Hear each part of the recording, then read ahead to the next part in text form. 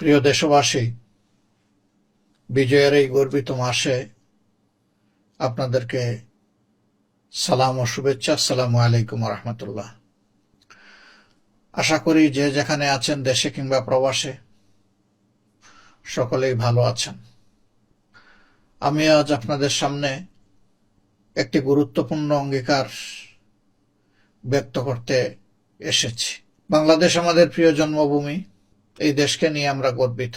স্বাধীনতার উষালগ্নে অসংখ্য মানুষের ত্যাগ এবং কুরবানির বিনিময়ে আমরা স্বাধীনতা নামক যে অমূল্য সম্পদ পেয়েছিলাম, তাতে জনমনে আশা সৃষ্টি হয়েছিল যে আমরা একটি ন্যায় ইনসাফ ভিত্তিক স্বনির্ভর বাংলাদেশ গড়তে পারবো, দেখতে পাব। কিন্তু জাতির এই আশা গুড়ে বালি হয়েছে।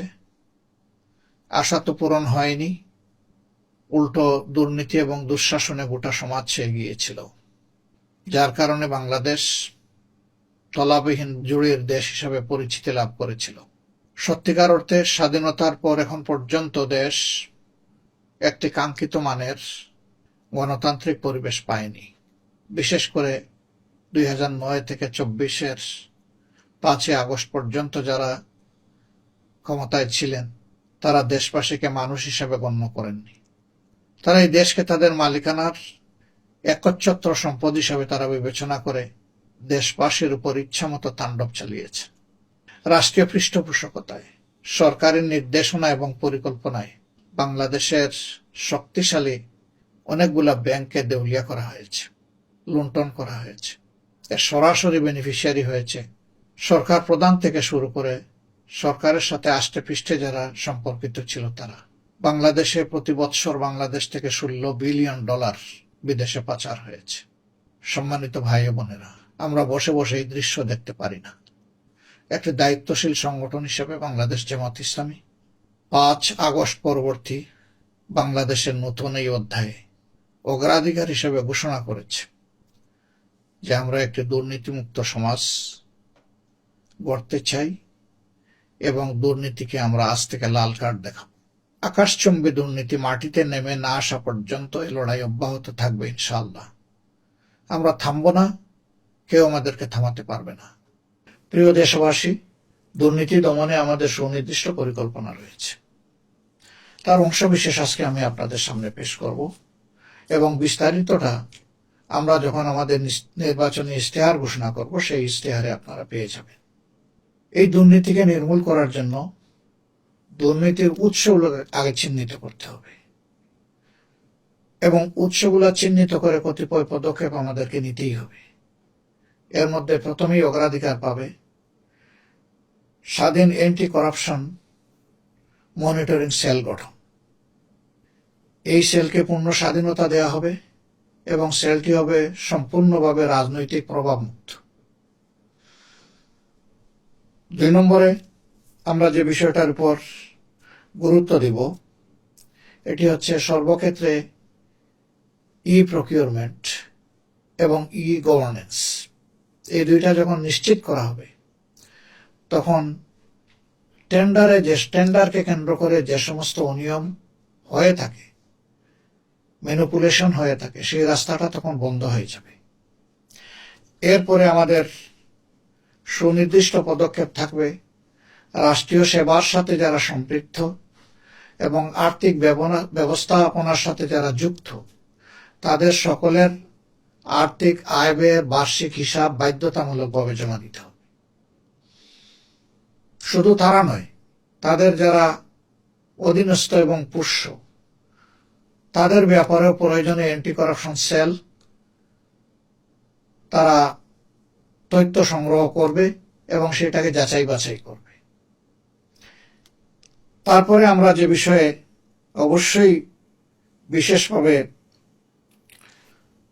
গুরুত্ব দেব, সেটা হলো করাপশনের ব্যাপারে যারা তথ্য দিয়ে অ্যান্টি করাপশন সেলকে সহায়তা করবে, তাদের সুরক্ষা এবং গোপনীয়তা শতভাগ নিশ্চিত করা হবে, যাতে স্বস্তির সাথে সকলেই তথ্য দিতে পারে। কিন্তু এটাও সতর্ক থাকা হবে কেউ অপতথ্য দিয়ে যাতে সেলকে বিভ্রান্ত না করে এবং কোনো নিরীহ মানুষের ক্ষতি সাধন না করে। এ বিষয়ে সর্বোচ্চ সতর্কতা অবলম্বন করা হবে। রাজস্ব এবং কর প্রশাসনে কমপ্লায়েন্স এবং তাদের অ্যাকাউন্টেবিলিটি নিশ্চিত করা হবে। এই জায়গাটায় দুর্নীতি হয় বড় মাত্রার। আমাদের দেশে যে রাজস্ব আদায় হওয়ার কথা, অনেক ক্ষেত্রেই সেটা কাঙ্ক্ষিত মানে আদায় হয় না। কিন্তু সেবা গ্রহণকারীরা ঠিকই তারা অর্থ দিয়ে থাকেন। সেই অর্থ সরকারি কোষাগারে জমা না হয়ে সেই অর্থ চলে যায় অনেকের পকেটে।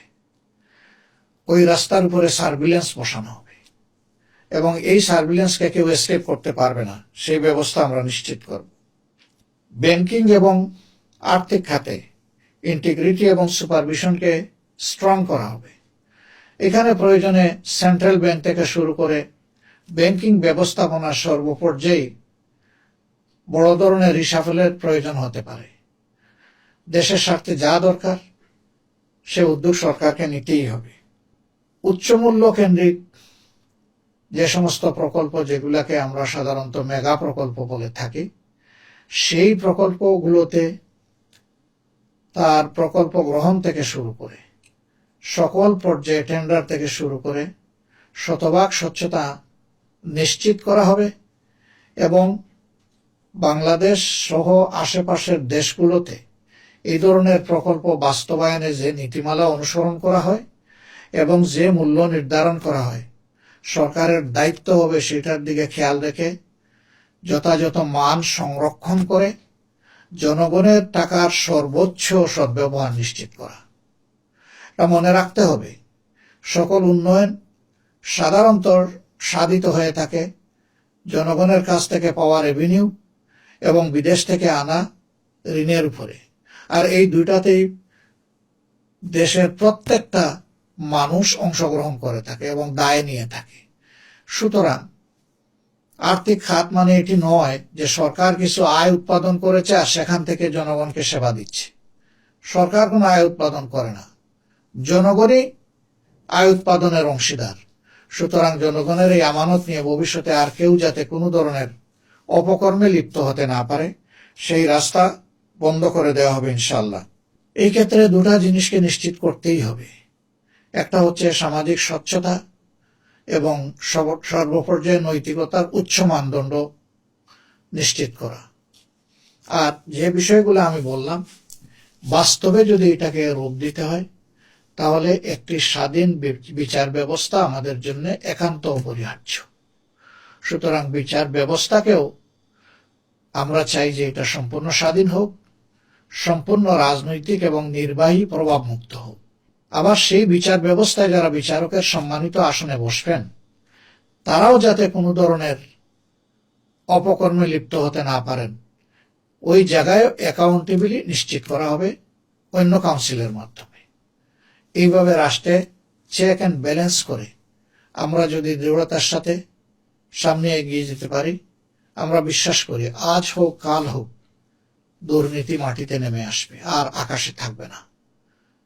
দেশবাসী যে যেখানে আছেন, আপনাদের সকলের আন্তরিক সহযোগিতা চাই, দোয়া চাই, ভালোবাসা চাই।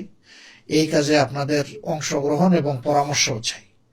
আবার আমাদের সকল কাজে আপনাদের সমালোচনাও চাই, কারণ আপনাদের সমালোচনা ভালোবাসার মতোই আমাদের জন্য আরেকটি শক্তি। সমালোচনা না থাকলে কোনো দলও অন্ধ হয়ে যেতে পারে এবং অনেক সময় ন্যায্য জিনিসকে অন্যায্য গণ্য করে দেশ এবং সমাজের ক্ষতি করে ফেলতে পারে। আমরা তা চাই না। এই জন্য আপনাদের কাছ থেকে গঠনমূলক সমালোচনাও আমাদের অনেক বড় উপকারের কারণ হবে, এটা আমরা গভীরভাবে বিশ্বাস করি। যে যেখানে আছেন ভালো থাকবেন। আসুন আগামীতে একটি দুর্নীতিমুক্ত দেশ গড়ার জন্য যার যার জায়গা থেকে আমরা সর্বোচ্চ অবদান রাখি, দেশে হই প্রবাসে হই। আল্লাহ হাফিজ। বাংলাদেশ জিন্দাবাদ। বাংলাদেশ জামাত ইসলামী জিন্দাবাদ।